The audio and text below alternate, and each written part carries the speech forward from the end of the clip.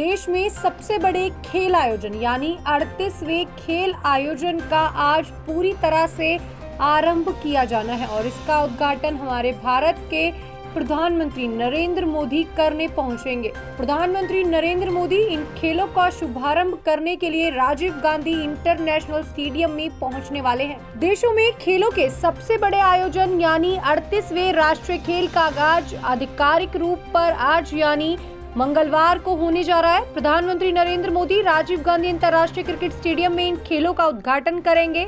32 खेलों में 10,000 से अधिक खिलाड़ियों के बीच 14 फरवरी तक इन खेलों में श्रेष्ठता की होड़ करी जाएगी।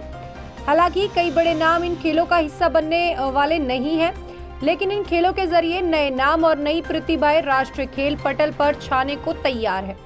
खेलों में 38 टीमों के बीच पदक की होड़ रहेंगी। खिलाड़ियों की संख्या को देखते हुए ये विश्व के सबसे बड़े खेल आयोजन में से एक है। ये खेल उत्तराखंड के देहरादून, हरिद्वार, नैनीताल, हल्द्वानी, रुद्रपुर, शिवपुरी और न्यू टिहरी में आयोजित किए जाएंगे। 2023 में गोवा में हुए राष्ट्रीय खेल 5 शहरों में आयोजित हुए थे।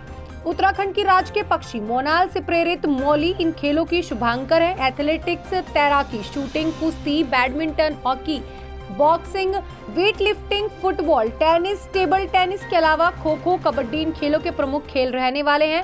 कलारीपुटियाम, योगासन, मलसंभ, रिफ्टिंग, प्रदर्शन खेल आदि होने जा रहे हैं। नीरज चोपड़ा, मनु भाकर, ईशा सिंह को छोड़कर इन खेलों में ओलंपिक पदक विजेता बॉक्सर लवलीना, शूटर रिपल कुसाले, सरबजोत सिंह, विजय कुमार इन खेलों में नजर आएंगे। द्वाविका, ज्योति यारजी, शूटर रुद्राक्ष पटेल भी खेलों का हिस्सा होने वाले हैं। गोवा में 230 पदक जीतकर पदक तालिका में पहले स्थान पर रहने वाले महाराष्ट्र का 600 से अधिक खिलाड़ियों का सबसे बड़ा दल यहां पर मौजूद होगा। खिलाड़ियों की सुरक्षा और उत्पीड़न को रोकने के लिए भारतीय ओलंपिक संघ और आयोजन समिति ने एक टेलीफोन हेल्पलाइन शुरू की है। अध्यक्ष पीटी उषा ने बताया कि इसके लिए नीतल नरंगा की अगुवाई में एक समिति की जो गठित है वो की जानी है, जिसकी सदस्यता दीपा मेहता होंगी। अब देखने वाली बात होगी कि जो ये 38वां खेल महोत्सव है, इसमें कौन सी टीम, कौन से राज्य की टीम विजेता प्राप्त होने वाली है। बता दें आज इसका आयोजन है वो नरेंद्र मोदी द्वारा होना है, यानी कि पहले उद्घाटन होगा जो कि प्रधानमंत्री नरेंद्र मोदी करेंगे और उसके बाद खेलों का आयोजन पूरी तरह से हो जाएगा। ये जो खेल है वो उत्तराखंड के सबसे बड़े स्टेडियम यानी राजीव गांधी स्टेडियम में होने वाले हैं और ये सबसे बड़े जो देश के राष्ट्रीय खेल हैं वो माने जाते हैं। जो ये अब की बार 38वां खेल महोत्सव है वो राजीव गांधी इंटरनेशनल स्टेडियम में होने वाला है, जहां पर अलग अलग राज्यों से सभी टीम आने वाली हैं और जो खिलाड़ी हैं वो 10,000 की संख्या में यहां पर मौजूद होने वाले हैं। 10,000 की संख्या में जितने भी खिलाड़ी हैं अलग अलग खेल से यहां पर आएंगे और अपनी प्रतिभा दिखाएंगे। हालांकि जितने भी बड़े दिग्गज खिलाड़ी हैं उनका नाम अभी तक इसमें शामिल नहीं हो पाया है। बताया गया है कि जो नए खिलाड़ी हैं जो इस खेलों में प्रवेश कर रहे हैं अब वो इन खेलों में प्रतियोगिता में भाग लेने वाले हैं और अब अपना जो नाम है वो बनाने वाले हैं। दिल्ली में विधानसभा चुनाव लगातार एक हफ्ते बाद होने वाले हैं, यानी एक हफ्ते से भी कम का समय है दिल्ली में विधानसभा चुनाव होने का। लेकिन अरविंद केजरीवाल की जो मुश्किलें हैं वो कम होने का नाम नहीं ले रही हैं। लगातार अरविंद केजरीवाल पर किसी न किसी तरह की जो मुश्किलें हैं वो बनी हुई हैं। पहले केंद्रीय मंत्रालय की तरफ से ईडी को पूरी तरह से जो है वो खुली छूट दे दी गई थी कि आप इन पर केस चला सकते हैं, आप इन पर किसी भी तरह का जो मुकदमा है वो चला सकते हैं। लेकिन अब एक जो बड़ी मुश्किल है वो अरविंद केजरीवाल के सिर पर आ चुकी है। बता दें कि हरियाणा सरकार पूरी तरह से अरविंद केजरीवाल पर मानहानि का केस चला सकती है। जी हां, अरविंद केजरीवाल पर अगर हरियाणा सरकार चाहे तो मानहानि का केस चला सकती है। आइए जानते हैं पूरी जानकारी। दिल्ली में विधानसभा चुनाव होने वाले हैं। आम आदमी पार्टी और भारतीय जनता पार्टी ने चुनावी वायदों का पिटारा खोल दिया है। अभी कांग्रेस का घोषणा पत्र जारी नहीं हुआ। अरविंद केजरीवाल ने अपने घोषणा पत्र में दिल्ली वालों को 15 गारंटियां लगातार दी। दिल्ली में विधानसभा चुनाव के बीच वार पलटवार का सिलसिला लगातार जारी है। दिल्ली में एक बार फिर यमुना के पानी पर मुद्दा छेड़ दिया है। यमुना के मुद्दे पर दिल्ली और हरियाणा सरकार फिर आमने सामने हो गई। अरविंद केजरीवाल ने हरियाणा की भाजपा सरकार पर यमुना में जहर मिलवाने का दावा किया, जिसके बाद केजरीवाल के आरोपों पर मुख्यमंत्री नैब सिंह सैनी का हरियाणा भाजपा से पलटवार आया और मानहानि का केस हरियाणा सरकार ठोक सकती है। हरियाणा के मुख्यमंत्री नैब सिंह सैनी ने कहा कि दिल्ली जल बोर्ड के इंजीनियरों ने पानी को दिल्ली आने से रोक दिया। उन्हें पता लगा कि इसमें जहर है। इंजीनियरों ने किस तरह निष्कर्ष निकाला कि इसमें जहर है? केजरीवाल बताएं कि कौन सा जहर डाला गया, कितने टन जहर डाला गया, फिर बॉर्डर पर पानी को कैसे रोका, कोई दीवारें बनाई या कहीं और कुछ किया। केजरीवाल हरियाणा और दिल्ली की जनता से तुरंत माफी मांगे, वरना हम इनके खिलाफ मानहानि का केस करेंगे। यमुना नदी के पानी को लेकर हरियाणा सरकार पर अरविंद केजरीवाल के आरोपों पर नई दिल्ली विधानसभा क्षेत्र से कांग्रेस उम्मीदवार संदीप दीक्षित ने कहा कि अरविंद केजरीवाल कोई गतिविधि दिखाएं कि आप जहर साफ कर रहे थे। कौन सा जहर था? वे झूठ बोल देते हैं, फिर भी ये आम आदमी सड़कों पर घूम रहा है। अगर कोई आम आदमी सरकार पर नरसंहार का आरोप लगाता है तो वह अगले ही दिन जेल में होगा। मुझे आश्चर्य है कि हरियाणा सरकार या दिल्ली पुलिस उसके खिलाफ कार्रवाई क्यों नहीं कर रही। मुझे लगता है कि या दोनों पार्टियां या कोई भी नहीं हो, अंदरूनी जो गठबंधन है वो ना हो, या फिर दोनों को कोई भी फर्क नहीं पड़ता। सिर्फ इनकी राजनीतिक पार्टियां ही रोटियां सेकना जानती है। यानी इनका कहना है कि जो ये दोनों पार्टी हैं, आम आदमी पार्टी और बीजेपी, ये दोनों आपस में ढोंग करती हैं लड़ाई का, बाकी इन लोगों का अंदर गठबंधन चला हुआ है। मिली जानकारी के मुताबिक दिल्ली में केंद्रीय मंत्रियों की आज जो रैली भी होनी है, वहीं अमित शाह, अरविंद केजरीवाल, राहुल गांधी और सीएम योगी भी रैली को संबोधित कर सकते हैं। लगातार आम आदमी पार्टी की जो मुश्किलें हैं वो बढ़ती नजर आई, लेकिन अरविंद केजरीवाल रुकने और थमने का नाम नहीं ले रहे हैं। लगातार अरविंद केजरीवाल अपनी अलग अलग तरह की रैली और रोड शो में लगे हुए हैं। न केवल अरविंद केजरीवाल बल्कि उनकी पूरी आम आदमी पार्टी और आम आदमी पार्टी के जो बड़े नेता हैं, जो किसी और राज्य में मंत्री हैं या फिर मुख्यमंत्री हैं, सभी अब दिल्ली में दिख सकते हैं। अगर बात करें पंजाब के मुख्यमंत्री भगवंत मान की, तो वो भी लगातार अरविंद केजरीवाल के साथ दिल्ली में रोड शो करते नजर आते हैं। अगर बात करें दिल्ली की मुख्यमंत्री आतिशी मार्लेना की, तो वो भी रोजाना किसी न किसी रोड शो में नजर आ जाती हैं। लगातार संजय सिंह हो, आतिशी मार्लेना हो या पंजाब के मंत्री भगवंत मान हो, सभी आम आदमी पार्टी के लिए दिल्ली में विधानसभा चुनावों के लिए सीटें बटोरने में लगे हुए हैं। ज्यादा जानकारी के लिए बने रहे हमारे साथ रियासत न्यूज। दिल्ली के आने वाले चुनाव में भारतीय जनता पार्टी ने एक ऐसी हरकत की है जो शायद दुनिया के इतिहास में कभी नहीं की गई होगी। दिल्ली के लोगों को पीने का पानी हरियाणा और उत्तर प्रदेश से मिलता है। हरियाणा में यमुना के रास्ते पीने का पानी आता है। भारतीय जनता पार्टी की हरियाणा की सरकार ने दिल्ली में यमुना से आने वाले पानी में जहर मिला के भेज दिया है। ये तो हमारे भलाव हमारे दिल्ली जल बोर्ड के इंजीनियर्स का कि उन्होंने पकड़ लिया। उन्होंने दिल्ली के बॉर्डर पे ही वो पानी रोक दिया और उस पानी को दिल्ली के अंदर नहीं आने दिया। अगर वो पानी दिल्ली के अंदर आ जाता और पीने के पानी में मिल जाता, दिल्ली के अंदर ना जाने कितने लोगों की मौत हो जाती। एक मास जेनोसाइड हो जाता दिल्ली के अंदर, अगर ये पानी जो भारतीय जनता पार्टी की हरियाणा सरकार ने दिल्ली में भेजा है, इसके अंदर उन्होंने ऐसा जहर मिला के भेजा है जिसका दिल्ली में जो वाटर ट्रीटमेंट प्लांट्स हैं उसमें भी उसकी सफाई नहीं हो सकती। और इसकी वजह से लगभग 1/3 दिल्ली के अंदर पीने के पानी की कमी हो गई है। मैं दिल्ली के लोगों को ये कहना चाहता हूँ कि इस किस्म की राजनीति बिल्कुल नहीं होनी चाहिए और ये बहुत गंदी राजनीति है।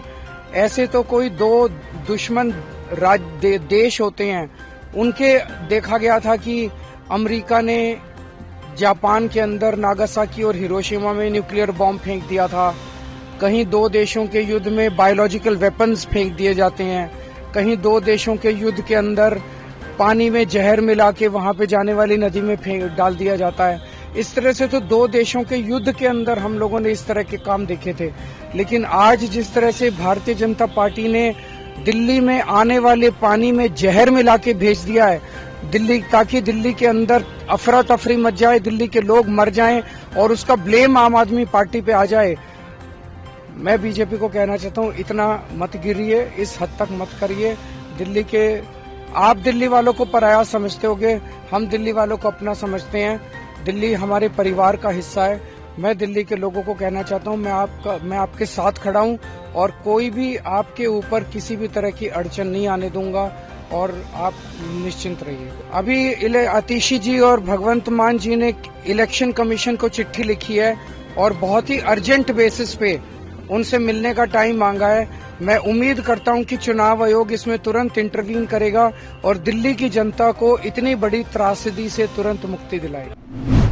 किसी भी राज्य में चुनाव हो या किसी भी केंद्र शासित राज्य में चुनाव हो या फिर राजधानी में चुनाव हो, राम रहीम को पैरोल ना मिले, ऐसा तो हो ही नहीं सकता। अभी कुछ दिनों पहले हरियाणा में चुनाव थे, जब भी राम रहीम को 45 दिन की पैरोल पर बाहर निकाला गया था। अगर बात करें यूपी में जो उपचुनाव चले हुए थे, उसमें भी 15 दिन की पैरोल पर राम रहीम को बाहर देखा गया था। और अब दिल्ली में चुनाव होने वाले हैं। बता दें, दिल्ली में विधानसभा चुनाव बेहद नजदीक आ चुके हैं। 7 दिन का भी समय पूरी तरह से नहीं रह गया और इसी बीच एक बड़ी खबर आई है कि राम रहीम को फिर से एक बार पैरोल दे दी गई, और वो भी 30 दिन की पैरोल। आखिरकार राम रहीम का और विधानसभा चुनावों का क्या मतलब है? जब विधानसभा के चुनाव या फिर उपचुनाव होते हैं, तब राम रहीम को बाहर देखा जाता है। हरियाणा में निकाय और दिल्ली विधानसभा चुनाव से पहले डेरा सच्चा सौदा प्रमुख राम रहीम को 30 दिन की पैरोल मिली है। ये जानकारी मंगलवार 28 जनवरी को सुबह 6 बजे रोहतक स्थित सुनियारा जेल से उसकी रिहाई के बाद सामने आई। राम रहीम, जो 2017 में साध्वियों से यौन शोषण और मर्डर केस में सजा काट रहा है, अब 12वीं बार जेल से बाहर आया है। दिल्ली में 5 फरवरी को विधानसभा चुनाव के लिए वोटिंग होगी और रिजल्ट 8 फरवरी को आएगा। इसके बाद मार्च के पहले हफ्ते में हरियाणा में 8 नगर निगम और 32 परिषदों के चुनाव हैं। इन चुनावों के मद्देनजर राम रहीम को पैरोल भी मिल गई है और महत्वपूर्ण माना जा रहा है। राम रहीम ने सितंबर 2024 में सरकार से इमरजेंसी पैरोल मांगी। उसने जेल विभाग को आवेदन देकर 20 दिन की पैरोल देने का अनुरोध किया। इस दौरान उसने उत्तर प्रदेश के बनरावा आश्रम में रहने की इच्छा जताई। विधानसभा चुनाव के लिए आचार संहिता लागू होने के कारण सरकार ने उसके आवेदन को मुख्य निर्वाचन अधिकारी यानी सीईओ के पास भेज दिया। मुख्य निर्वाचन अधिकारी ने राज्य सरकार को पत्र लिखकर राम रहीम की पैरोल को लेकर सवाल उठाए। हालांकि 1 अक्टूबर को उसकी पैरोल मंजूर कर दी गई। राम रहीम को 25 अगस्त 2017 को 2 साध्वियों के यौन शोषण केस में दोषी ठहराया गया था और उसे 20 साल की सजा सुनाई गई थी। इसके बाद वह रोहतक की सुनियारा जेल में बंद है। 11 जनवरी 2019 को पत्रकार रामचंद्र छत्रपति की हत्या के मामले में उसे दोषी ठहराया गया और उम्र कैद की सजा दी गई। हाल ही में पंजाब और हरियाणा हाई कोर्ट ने उसे एक मामले में बरी कर दिया। अगस्त 2024 में राम रहीम को 21 दिनों की फरलो मिली थी। जब वह सुनियारा जेल से बाहर आया तो उसके काफिले में संदिग्ध एसयूवी गाड़ी घुस गई। एसयूवी से उतरकर 2 युवक भाग गए और पुलिस ने गाड़ी की तलाश ली। उसमें से नशीला पदार्थ बरामद हुआ। लगातार राम रहीम के पास नशीला पदार्थ या फिर किसी भी तरह का अन्य गलत पदार्थ मिलता है, लेकिन राम रहीम के ऊपर किसी भी तरह का केस नहीं किया जाता। राम रहीम को बहुत ही आसानी से पैरोल दे दी जाती है। हालांकि हमारे देश में इतनी पैरोल किसी भी अन्य अपराधी को नहीं दी जाती है। सबको पैरोल के लिए 1-1 साल पहले अप्लाई करना होता है और उसके बाद भी बहुत से अपराधी ऐसे हैं जिन्हें अभी तक पैरोल या फरलो नहीं दी गई है। लेकिन राम रहीम को इन 5 सालों में 12 से अधिक बार पैरोल दे दी गई है और वो भी 30, 45 या फिर 50 दिनों की। आखिरकार राम रहीम का और विधानसभा चुनावों का ऐसा क्या कनेक्शन है जो राम रहीम को बार बार चुनावों के दौरान ही पैरोल दे दी जाती है? अगर बात करें हरियाणा में पार्षद चुनाव का, तो हरियाणा में जो पार्षद के चुनाव हैं, अभी उनकी डेट फिक्स नहीं की गई है, लेकिन राम रहीम को पहले ही 30 दिन की फरलो दे दी गई। हरियाणा के सिरसा में रहने का जो प्लान है वो राम रहीम ने बनाया है। जो ये 30 दिन की फरलो दी गई है, इसमें अभी तक राम रहीम को सिरसा के जो बड़ा आश्रम है उसमें रखा गया है। हालांकि अभी तक कोई भी जानकारी नहीं है कि पूरे 30 दिन राम रहीम सिरसा में ही रहने वाले हैं या फिर वो भी दिल्ली में विधानसभा चुनाव के लिए किसी भी तरह का प्रचार करेंगे या फिर हरियाणा में। अभी किसी भी तरह की जो जानकारी है वो साफ नहीं हो पाई है, लेकिन राम रहीम को पूरी तरह से फरलो मिली है, वो भी 30 दिन के लिए, और उन्हें सिरसा के आश्रम में रखा गया है। ज्यादा जानकारी के लिए बने रहे हमारे साथ रियासत में। दिल्ली में विधानसभा चुनाव 1 हफ्ते बाद हुए हैं, यानी अब दिल्ली में विधानसभा चुनाव के लिए केवल 7 दिन मात्र रह गए हैं। अब इसी बीच सारी पार्टियों ने अपने सारे हथियार डालने शुरू कर दिए हैं, यानी अब बीजेपी हो, कांग्रेस हो या आम आदमी पार्टी हो, सभी ने लगातार अपने बड़े बड़े प्रचार करने और रोड शो करने शुरू कर दिए हैं।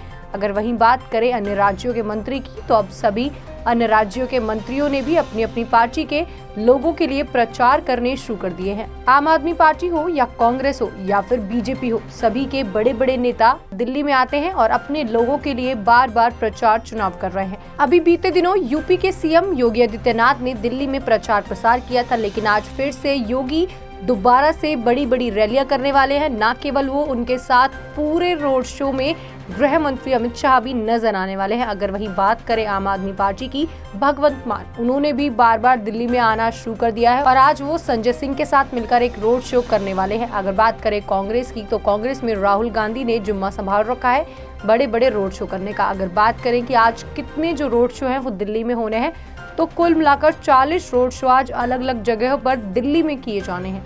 केंद्र शासित प्रदेश दिल्ली में विधानसभा चुनाव में प्रचार के लिए अब 7 दिन शेष बचे हैं। इन अंतिम 7 दिनों में सत्ताधारी आम आदमी पार्टी से लेकर विपक्षी भारतीय जनता पार्टी और कांग्रेस तक हर दल ने प्रचार के लिए पूरी ताकतें झोंक दी। मतदान से पहले प्रचार के लिए बचे इन आखिरी दिनों में बड़े नेता, बड़े सितारे प्रचार के रन में उतरे। दिल्ली में आज यानी 28 जनवरी को आम आदमी पार्टी, विपक्षी बीजेपी और कांग्रेस के हैवी नेताओं की रैलियां होनी शुरू हो गई हैं। सत्ताधारी आम आदमी पार्टी की ओर से चुनाव प्रचार की कमान मुख्यमंत्री पद के उम्मीदवार अरविंद केजरीवाल ने संभाल रखी है। केजरीवाल की आज नॉर्थ ईस्ट दिल्ली के गोंडा और करवाल नगर विधानसभा क्षेत्र में चुनावी रैली होनी है। आम आदमी पार्टी के लिए मैराथन रैलियां कर रहे हैं। केजरीवाल की गोंडा रैली इसीलिए भी महत्वपूर्ण मानी जा रही है क्योंकि बीजेपी की ओर से इस सीट पर प्रधानमंत्री नरेंद्र मोदी की चुनावी रैली का कार्यक्रम है। पीएम मोदी 29 जनवरी को गोंडा में जनसभा को संबोधित करने वाले हैं। करावल नगर विधानसभा सीट से बीजेपी के टिकट पर कपिल मिश्रा चुनाव मैदान में खड़े हैं, जो कभी आम आदमी पार्टी के विधायक हुआ करते थे। पंजाब के मुख्यमंत्री भगवंत सिंह बुहाल विधानसभा सीटों पर प्रचार करते नजर आएंगे। पंजाब की सीएम मान ईस्ट दिल्ली लोकसभा क्षेत्र में आने जाने वाले विश्वास नगर, गांधीनगर और जंगपुरा सीटों पर रैलियां करते नजर आने वाले हैं। अगर वहीं बात करें जंगपुरा की, तो जंगपुरा से दिल्ली के पूर्व उप मुख्यमंत्री मनीष सिसोदिया आम आदमी पार्टी के टिकट पर चुनाव लड़ रहे हैं। अरविंद केजरीवाल और भगवंत मान के अलावा राज्यसभा सांसद संजय सिंह और क्रिकेटर हरभजन सिंह भी आम आदमी पार्टी उम्मीदवारों के लिए चुनाव प्रचार करने वाले हैं। अगर बात करें कांग्रेस की या फिर बीजेपी की, तो पहले एक बार बीजेपी की बात कर लेते हैं। दिल्ली के प्रचार युद्ध में बीजेपी की ताबड़तोड़ रैलियों का कार्यक्रम लगातार लगा हुआ है। 28 जनवरी को दिल्ली में बीजेपी की करीब 40 चुनावी रैलियों का कार्यक्रम है। पार्टी की ओर से गृह मंत्री अमित शाह के साथ ही उत्तर प्रदेश के मुख्यमंत्री योगी आदित्यनाथ भी मैदान में उतरने वाले हैं।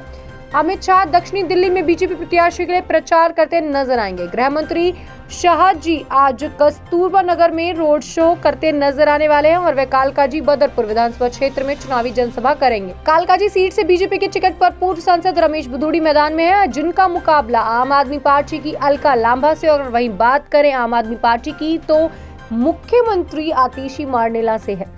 वहीं उत्तर प्रदेश के मुख्यमंत्री योगी आदित्यनाथ की भी 3 जनसभाएं प्रस्तावित करने वाले हैं। बीजेपी की ओर से जारी रैलियों के कार्यक्रम के मुताबिक सीएम योगी मंगोलपुरी, विकासपुरी और राजेंद्र नगर में जनसभा को संबोधित करेंगे। गृह मंत्री अमित शाह और यूपी के सीएम योगी के साथ ही हरियाणा समेत अन्य राज्यों के कद्दावर चेहरे भी आज नजर आएंगे। केंद्रीय मंत्री मनोहर लाल, हरियाणा के मुख्यमंत्री नायब सिंह सैनी, पूर्व केंद्रीय मंत्री स्मृति ईरानी अलग अलग नेताओं के साथ 40 जगह रोड शो करती नजर आएंगी। ओखला विधानसभा मुस्लिम बहुल मानी जाती है, इसीलिए राहुल की ये रैली कई मायनों में अहम भी मानी जाएगी। बाहरी दिल्ली के बादले विधानसभा क्षेत्र में कांग्रेस के मौजूदा प्रदेश अध्यक्ष देवेंद्र यादव के लिए कांग्रेस की वरिष्ठ नेता सचिन पायलट चुनाव प्रचार करते नजर आएंगे। हरियाणा से सांसद दीपेंद्र हुड्डा भी अलग अलग कैंडिडेट्स के लिए चुनाव प्रचार करेंगे। ज्यादा जानकारी के लिए बने रहे हमारे साथ रियासत न्यूज। संगम नगरी यानी महाकुंभ लगा हुआ है और लगातार भक्त महाकुंभ में पहुंचकर पवित्र नदी में डुबकी लगा रहे हैं, लेकिन इसी बीच एक बड़े हादसे की खबर आई है। बता दें कि संगम नगरी में जारी महाकुंभ के बीच झांसी से प्रयागराज जा रही ट्रेन पर भीड़ के हमले का मामला सामने आया। बताया गया कि प्रयागराज जा रही ट्रेन पर हरपालपुर स्टेशन पर हमला किया गया। हमलावरों ने ट्रेन पर तोड़फोड़ करने के साथ साथ पथराव भी किया। घटना झांसी मंडल के हरपालपुर स्टेशन की है। बताया गया कि भीड़ ने ट्रेन पर इतना खतरनाक हमला किया कि बोगी में सवार यात्री दहशत में आ गए। हमले से जुड़े कई वीडियो सोशल मीडिया पर वायरल हो रहे हैं। आप देख सकते हैं, साफ वीडियो में नजर आ रहा है कि भीड़ में शामिल कई लोग ट्रेन की बोगी पर पथराव कर रहे हैं। भीड़ ट्रेन के अंदर घुसने की कोशिश कर रही थी, लेकिन जब लोग अंदर नहीं घुस पाए तो उन्होंने बोगी के गेट और खिड़कियों को ही तोड़ना शुरू कर दिया। घटना के सामने आने के बाद पूरे इलाके में हड़कंप मचा हुआ है। प्रयागराज जा रही ट्रेन पर भीड़ के इस हमले से रेलवे सुरक्षा की मुस्तैदी पर भी सवाल खड़े किए जा रहे हैं। बताया गया कि पहले लोगों ने उस ट्रेन को रुकवाने की कोशिश की, उसे खुलवाने की कोशिश की, लेकिन जब अंदर से यात्रियों ने ट्रेन के गेट नहीं खोले तो भड़काए यात्रियों ने उनके ऊपर हमला किया। पूरी जो बोगी है उसे खराब कर दिया गया। आप देख सकते हैं पूरी जो बोगी है उसके शीशे तोड़ दिए गए, वो टूटी फूटी नजर आ रही है और अंदर के जितने भी व्यक्ति हैं सब पर पत्थर फेंके गए। यहाँ तक कि जो अंदर के व्यक्ति हैं उन लोगों ने राहत बचाव के लिए एक वीडियो बनाकर सोशल मीडिया पर वायरल किया, जिसके बाद रेलवे विभाग ने इसके ऊपर एक सख्त कदम उठाया। लेकिन अब देखने वाली बात ये होगी कि इन लोगों पर कोई केस दर्ज किया भी जाएगा या नहीं, क्योंकि बहुत लोग कैमरे में साफ दिखते नजर आए हैं जिन्होंने गुस्से में लोगों के साथ मारामारी करी और उनको मारने तक की कोशिश की। भीड़ ने बेकाबू होकर ट्रेन में घुसने की कोशिश की, लेकिन जब वो ट्रेन में नहीं घुस पाए तो उन्होंने दूसरे लोगों पर अपना गुस्सा उतारना शुरू किया। हालांकि बताया गया कि जो ट्रेन के गेट लोगों ने नहीं खोले वो इस कारण नहीं खोले गए थे क्योंकि वो रिजर्वेशन ट्रेन है जो कि सेकंड एसी स्लीपर क्लास में आती है और उसमें किसी अन्य व्यक्ति को प्रवेश नहीं करने दिया जाता है। और ये वो लोग थे जो जनरल की टिकट लेकर स्लीपर क्लास में या फिर सेकंड एसी में घुसने की कोशिश कर रहे थे और जब इन्हें घुसने नहीं दिया गया तो इन्होंने ये हाल करी ट्रेन की। और वैसे ये लोग कुंभ जा रहे हैं। कुंभ का और इन लोगों का कोई भी मेल नजर नहीं आता है। ज्यादा जानकारी के लिए बने रहे हमारे साथ रियासत न्यूज और ऐसे ही दिन भर की खबरें देखने के लिए सब्सक्राइब करें हमारा चैनल रियासत।